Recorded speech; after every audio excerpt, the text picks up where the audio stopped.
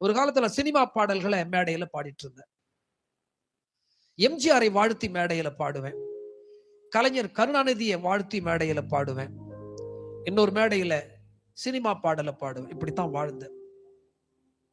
நான் பிறந்தது திருவள்ளூர் மாவட்டத்துல கும்மிடிப்பூண்டி தாலுக்காவில் ஒரு சின்ன கிராமத்துல பிறந்தேன். எங்க அப்பா பஞ்சாயத்து தலைவர். 5 ஆண்டுகள் 1970 2005 வரைக்கும் 35 வருஷத்துல 25 வருஷங்கள் 5 ஆண்டுகள் எங்க அப்பா பஞ்சாயத்து பிரசிடண்டா இருந்தார். பேரு தான் பஞ்சாயத்து பிரசிடென்ட்.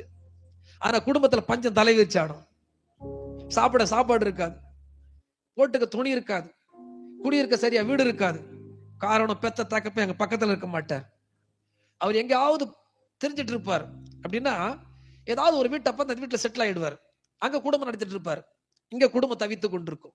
எங்க அப்பாவுக்கு 3 வகையில வருமானம் இருந்துச்சு. ஒன்று பஞ்சாயத்து தலைவர், இன்னொன்று சென்னை ஹார்பர்ல வேலை செய்வார், மூன்றாவது நல்ல நாடக ஆசிரியர். ஆடுவாரு, பாடுவாரு, நடிப்பார், எல்லாம் செய்வார்.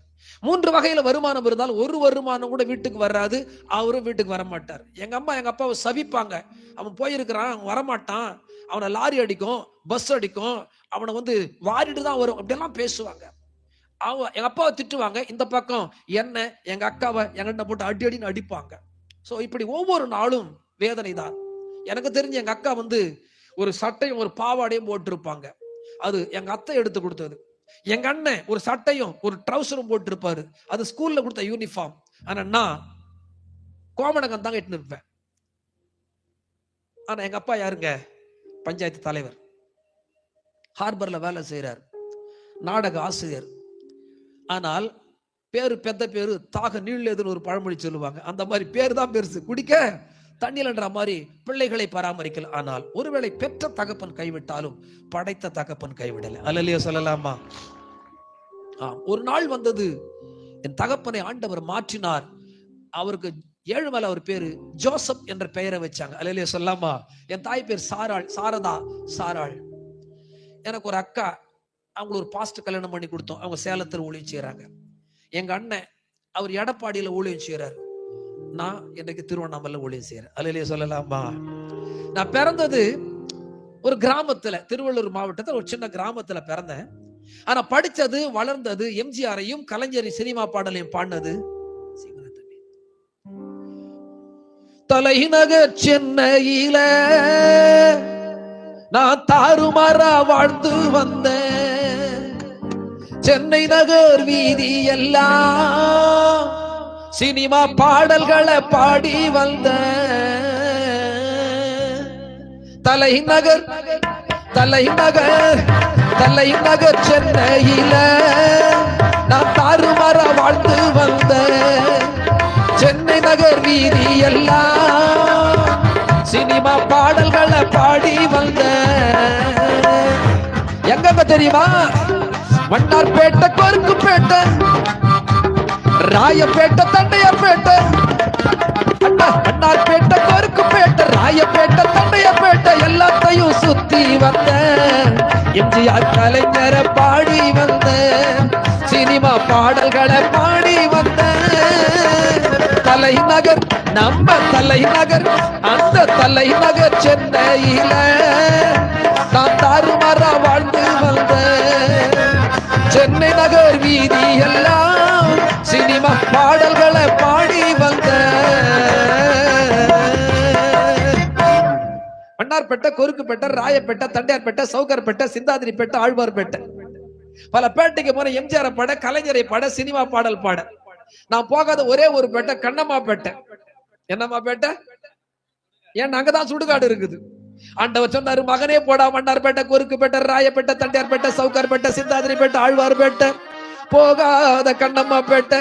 நான் மாத்த போறேன் ரூட்டை, இனி என்கிட்ட செல்லாத அவன் சேட்டை போய் செர்றா திருவண்ணாமலை தண்டராம்பேட்டைக்கு அமைச்சிட்டாரு. அல்லேலூயா. இங்க இருந்து அங்க போனா அவன் தூக்கி போட்டு அடிக்கிறான். ஓ ஐயா மாரே, அம்மா மாரே, அருமையான அண்ணன் மாரே, பாசமுள்ள பாட்டி மாரே, தயவு நிறைந்த தாத்தா மாரே, அன்பு நிறைந்த அக்கா மாரே, தங்கமான தங்கச்சி மாரே, சீக்கிரமா ஓடி வாருங்க, நான் சொல்லுறத கொஞ்சம் கேளுங்க, உங்களைத்தானே தேடி வந்தேன், நல்ல செய்தி சொல்ல நடுத்தல் ரொம்ப நல்லதான் பண்ணேன். அல்லேலூயா. ஒருத்தர் கேட்டா, தம்பி நல்லா பாடுறீங்க தம்பி, யாரை பத்தி பாடுறீங்க அப்படின்னாரு. ஐயா இயேசுவை பத்தி பாடுறேன்னு சொன்னேன். ஓங்கி விட்டாரு ஒரு அறை. இந்த பக்கம் ஒரு அறை, இந்த பக்கம் ஒரு அறை, இந்த பக்கம் ஒரு அறை. 2 ஓதை. அல்லேலூயா. 2 முறை சச்சத்தையும் வச்சு கொளுத்துனாங்க. 2 முறை அடிச்சாங்க. அன்றைக்கு அங்க விழுந்தோம். அடியும் உதையும் தான் இன்னைக்கு என்ன ஸ்டேஜில் நிக்க வச்சிருக்கு. சொல்லுங்க ஹல்லேலூயா. ஆண்டவருக்காக அடிப்பட்டவர்கள், அவமானப்பட்டவர்கள், நிந்திக்கப்பட்டவர்கள் கெட்டு போனது கிடையவே கிடையாது. அவர்களை கர்த்தர் உயர்த்தினார். இதுல வேதத்துல அநேக சான்றுகள் அதற்கு உண்டு. நான் சொல்லவே தேவையில்லை. அல்லையே சொல்லலாமா? நான் 2 வயசு குழந்தையா இருக்கும்போது எங்க அம்மா என்ன மடி மேல போட்டு தாலாட்டு பாடுவாங்க. ஊரு ரொம்ப இருட்டா இருக்கும், நான் ரொம்ப கருப்பா இருப்பேன். அதனால பொறுப்பத்துக்கு மடி மேல போட்டு வெறுப்பே இல்லாம தினம் பாடுவாங்க. சாயந்தரம் 6 மணி ஆன போது அம்மா பாட்டு பாடுமா தூங்குனேன்னு சொல்லுவேன். காலை நீட்டி போட்டு காலு மேல தூக்கி கவுத்து போட்டு என் முதுகு 2-3 அடியை போட்டு ஒரு 4-5 சினிமா பாட்டை பாட ஆரம்பிச்சிருவாங்க. பாலும் பழமும் கைகளில் ஏந்தி பவளவாயில் புன்னகை சிந்தி ஒரு அசிகுசி மானேவா ஜொலிக்கும் உடையழிந்து கழிக்கும் நடனம் புரிவோம். தங்கத்திலே ஒரு குறை இருந்தாலும் தரத்தினில் குறைவதுண்டோ, உங்கள் அங்கத்திலே ஒரு குறை இருந்தாலும் அன்பு குறைவுன்னு சொல்லி சினிமா பாட்டா பாடி பாடி பாடி பாடி வளர்த்தாங்க. எங்க அம்மாவுக்கு படிக்க தெரியாது, ஆனா நல்லா பாடுவாங்க. இப்போ 2 வயசுல ஆரம்பிச்சு இப்ப எனக்கு 8 வயசு ஆயிடுச்சு. இப்ப நானே பாட ஆரம்பிச்சேன். எங்க கல்யாணம் பண்ணாலும், எங்க காது குத்தினாலும், எங்க கர்மாந்தரம் பண்ணாலும் மைக்ல ஒரு அனௌன்ஸ்மெண்ட் வரும், ஹரிதாஸ் எங்க இருந்தாலும் வரும். நான் தான். மேல சட்டை இருக்காது, கீழே ஒரே ஒரு காய்க்கு ட்ரவுசர் இருக்கும். அந்த ட்ரவுசர் ட்ரவுசர் மாதிரி இருக்காது, ஜாயிண்ட் எல்லாம் பிச்சு ரவுண்டா கொட்டா பாவடா இருக்கும். சுத்தினா சுத்திக்கலாம். ஐ ஆம் ஃப்ரீ பிளாக் பேர்ட். கொண்டு போய் நிக்க வைப்பாங்க. நிக்க வச்ச உடனே எங்க அம்மா என்ன மடி மேல போட்டு கிட்டத்தட்ட 6-7 வருஷம் பாடிருக்காங்களே. அங்க நின்ன உடனே ஒரு பாட்டு விடாம பாடுவேன். நல்லா பாடி முடிச்ச உடனே நல்ல வயிறு நிறைய சாப்பாடு போட்டு 2 ரூபாய் கொடுப்பாங்க. நான் கஷ்டப்பட்டு பாட்டு பாடி ப்ரோக்ராம் பண்ணிட்டு வெளியே வந்தா அந்த 2 ரூபாய் ஏமாத்தி சாப்பிட 6 பேர் உட்காந்துப்பான் வெளியே. சித்தப்பா பையன், பெரியப்பா பையன், அத்தை பையன், மாமா பையன் சொல்லி. ஏன்னா கஷ்டமான காலம். 1 ரூபாய் கண்ணில் பாக்குறது பெரிய விஷயம். அப்பெல்லாம் 5 காசு 10 காசு தான். 1 ரூபாய் அம்மா கிட்ட கொடுத்துட்டு 1 ரூபாய் நேரம் செட்டியார் கடைக்கு போவேன். 10 காசு எடுத்து செட்டியார் கிட்ட கொடுத்து வெள்ளம் கொடு செட்டியாருன்னு. எனக்கு ரொம்ப வெள்ளம் ரொம்ப பிடிக்கும். அவர் எப்பவும் அட்டைப்பெட்டியில போட்ட வெள்ளம் அப்படியே வழிஞ்சி அப்படியே கரைஞ்சி உறைஞ்சு கிடக்கும். அதை வழிச்சு ஒரு பேப்பர்ல வச்சு கொடுப்பாரு. எடுத்துட்டு வருவேன். இந்த 6 பேர் என் பின்னாடியே வரும். அதை ஏமாத்தி சாப்பிட போய் ஒரு இடத்துல உட்காந்துருவேன். ரவுண்டா உட்காந்துருவானுங்க. அழகா பா சொன்னாரு எல்லாம் வரிசையா உட்காரணும்னு. அந்த மாதிரி ரவுண்டு கட்டி உட்காந்துருவானுங்க. இந்த வெள்ளம் தான் சும்மா பிசு பிசுன்னு களிமா இருக்கு இல்லையா, எடுத்து ஒரு உருட்டி கொஞ்சம் தட்டுவேன். லவக்குன்னு வாட்சி மாதிரி ஒட்டிக்கும். நான் ஒரு நக்கு நக்குவேன். இந்த 6 பேர் நம்ம ரவுண்டு எப்படா வரும் அப்படி நீட்டா போதும் 6 பேர் பாரபட்சம் இல்லாம நக்குவான். நானும் நக்குவேன் அன்பின் மிகுதியினால.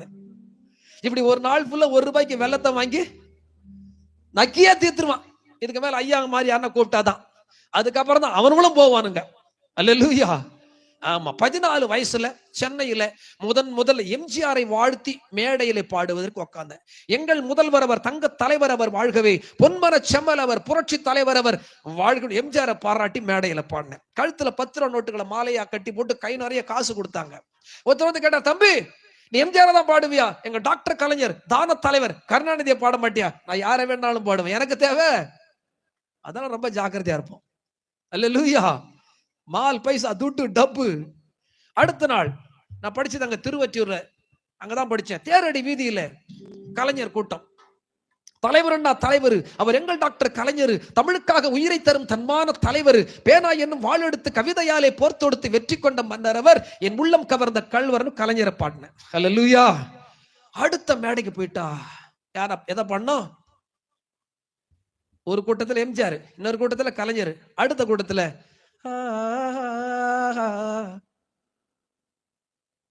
அதெல்லாம் ரொம்ப உஷாரா இருப்பீங்க. அல்லேலூயா. நிறைய ராகங்கள் இன்று வரைக்கும் 15 வயசுல பிராக்டிஸ் பண்ண ராகம்.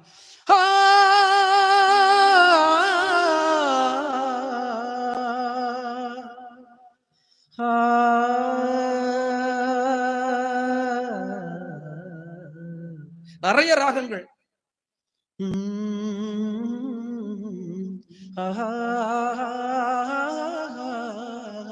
இதெல்லாம் சின்ன சின்ன ராகங்கள். அன்றைக்கு எனக்கு 15-16 வயசு. இப்ப எனக்கு 55-56 வயசு. 40 வருஷத்துக்கு முன்னாடி நாயா பேயா அப்படியே கமல் படம், ரஜினி படம் அலைவேன்.